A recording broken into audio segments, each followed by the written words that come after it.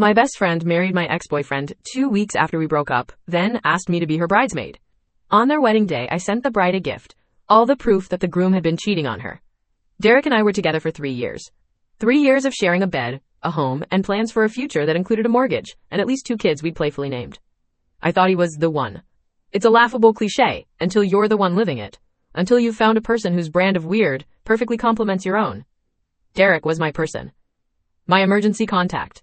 My dreams, my everything, or so I believed. The end came abruptly, like a movie scene cutting to black without warning. It was a Tuesday. I remember because we were supposed to have tacos, our Tuesday ritual. Instead, I came home to find him pacing the living room.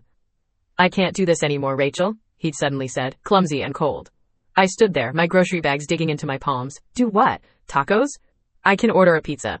I tried for a joke, a desperate attempt to rewind the last 30 seconds. He wouldn't meet my eyes. Us. He gestured vaguely at the space between us. I feel lost. I need to find myself. I'm just not ready for this level of commitment. It was the cheater's trifecta, the holy trinity of bullshit excuses. I feel lost. I need to find myself. I'm not ready. I had heard these lines in movies, read them in books, and consoled friends who'd had them thrown at them. I just never, ever imagined they would be directed at me by the man I was planning to spend my life with. The breakup was a blur of my own tears and his hollow apologies. He packed a bag, promising to arrange for the rest of his things later.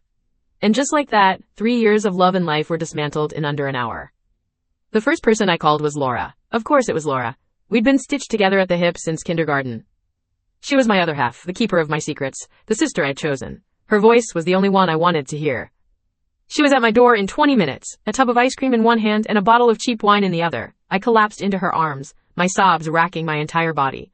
I cried on her shoulder for hours. She held me, stroked my hair, and murmured all the right things. "He's an idiot, Rach. He doesn't deserve you. You're so much better off without him. He'll realize what he lost. Just you wait."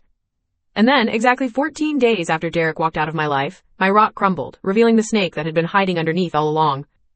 And then, exactly 14 days after Derek left, everything started to make sense in the worst way. I found out by accident, when Mark, a mutual friend, mentioned it casually.